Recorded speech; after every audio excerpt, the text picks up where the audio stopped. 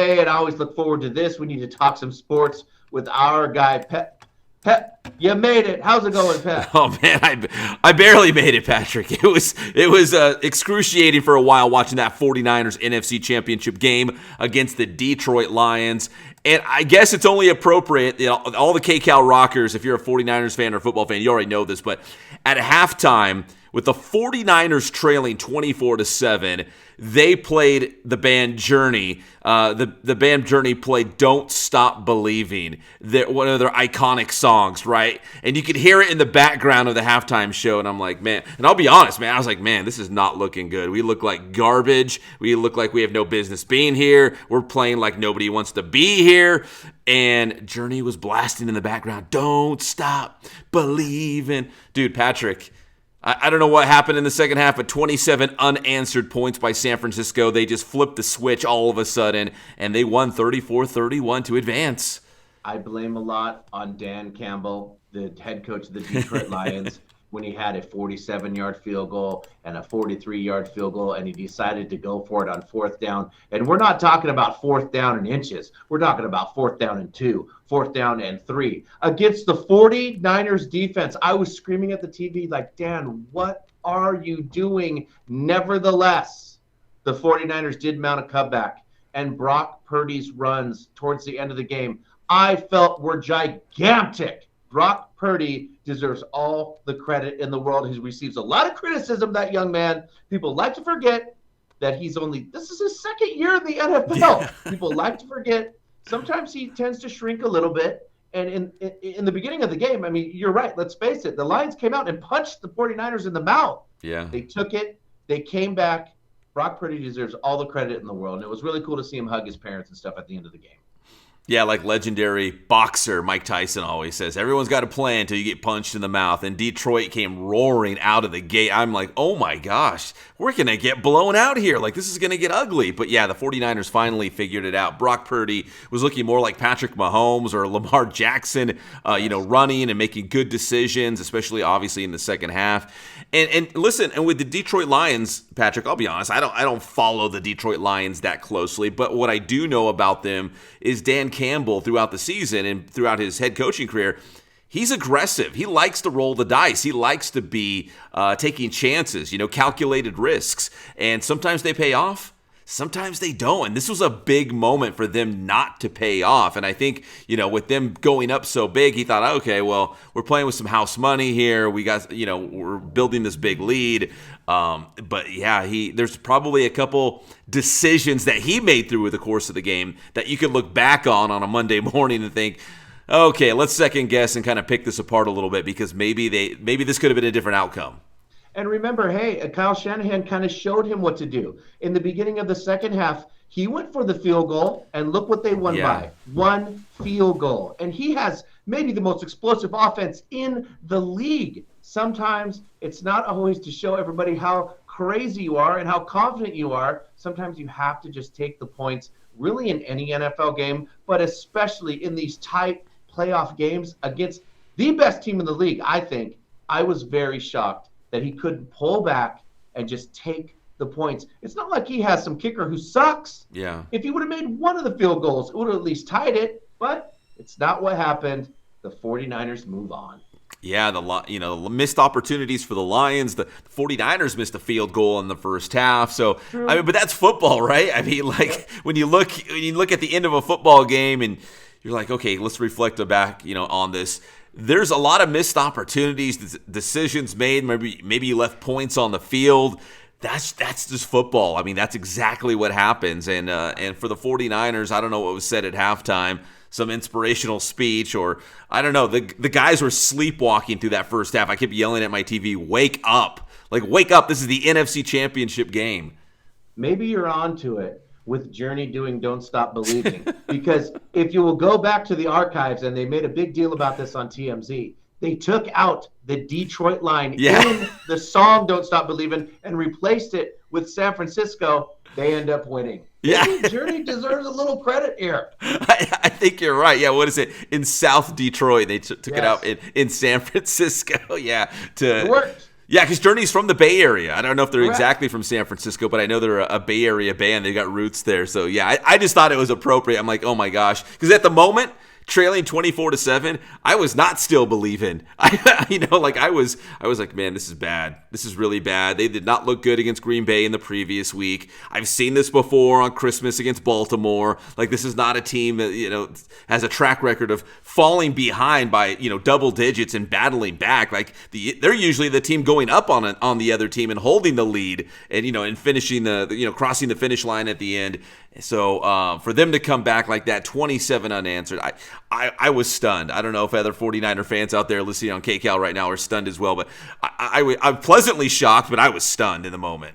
But they woke up, and more importantly, Brock Purdy woke up. So that's a very good sign for the Niners, I think. Yeah, I mean, people say he's a game manager. I don't know. I mean, you could say Tom Brady was a game manager. Doesn't that just mean you give your team a chance to win and you're following what your coach wants? I mean, so if that's the case, then bring it on. As they say, he manages to win. So the 49ers are going back to the Super Bowl for the 8th time. On the other side of the bracket in the AFC, the Kansas City Chiefs going through their 4th Super Bowl in the last 5 years, Super Bowl appearance. They beat the top seed on the road in Baltimore 17-10. So Patrick Mahomes and the Chiefs get to the Super Bowl again. And Patrick, in that game, it really wasn't Mahomes and the offense. It was that Kansas City defense that was the difference in this game. In fact, they forced 2 turnovers on the Ravens in the end zone. That's 14 points.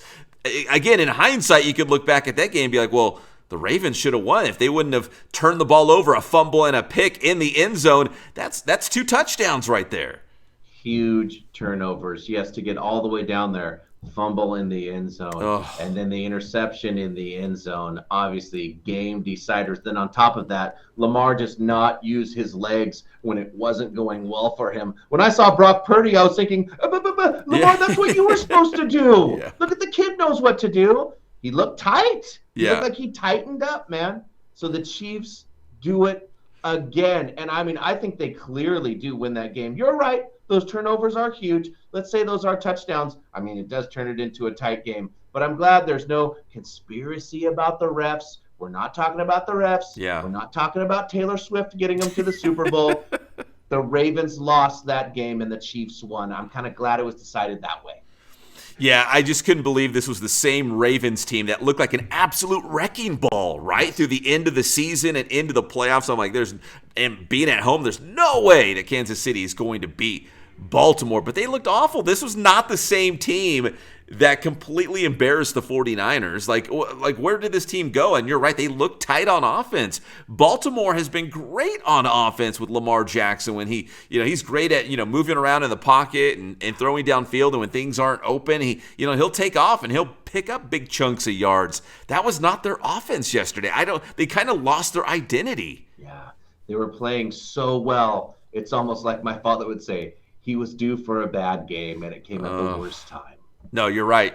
Absolutely right. This is the worst time to have a bad game at home against a Kansas City team who, yes, their defense was great, but offensively, it's not like they were dominant. Like Baltimore, if they would just scored a couple points, they would have won this game. And I mean, I hate to say it, but for Detroit, and even Dan Campbell said it, and for Lamar, this could have been their best shot. Yeah, it could have been. It sure looked like it, right? Being the number 1 seed, being the hottest team, right, at the end of the season. Like, nobody was stacking up with Baltimore. So, I don't know. Kansas City's back.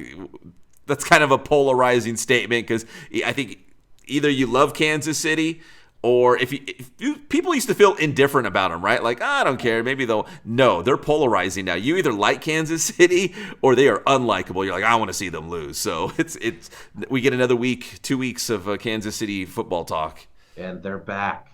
Yeah, they're back. Wow. And it's a rematch of 2020, the Super Bowl, in which the 49ers had a fourth quarter lead and Kansas City came back and won 31-20. So I'm sure we'll be talking a lot more about that, in the next 2 weeks as we lead up to the Super Bowl. Just a quick reminder, Patrick, for everyone, there's a week off. We got the Pro Bowl games coming up, and then February 11th, so not this upcoming Sunday, but the Sunday after. Las Vegas is the site for the Super Bowl, February 11th.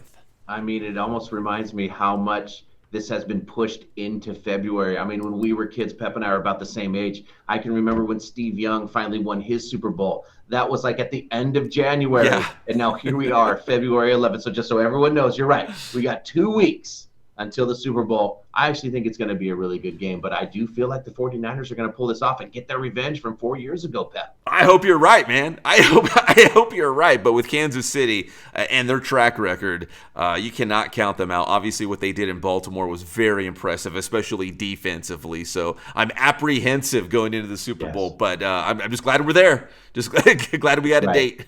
Glad to be here. And Pep, now it's kind of like you fasten your seatbelts and you hang on for 2 weeks. And I hope this for both teams. Let's hope nobody gets in trouble, no arrests, none of that business. Let's hope we can just get to this game. That's what you got to do, because sometimes it's happened before. You know what I mean? Something happens. There's weird things. 2 weeks is a lot of time leading up to the Super Bowl. Freak injuries in practice, although I'm sure both teams will be doing like walkthrough kind of stuff and taking it probably pretty lightly. Off the field things, I know they're going to Las Vegas, so anything could happen really.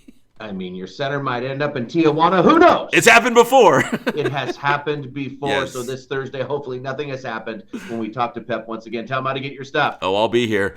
Get my stuff on Inland Sports, Twitter, a.k.a. X, Instagram, Facebook. We're also on YouTube. That is Inland Sports. Thanks, Pep.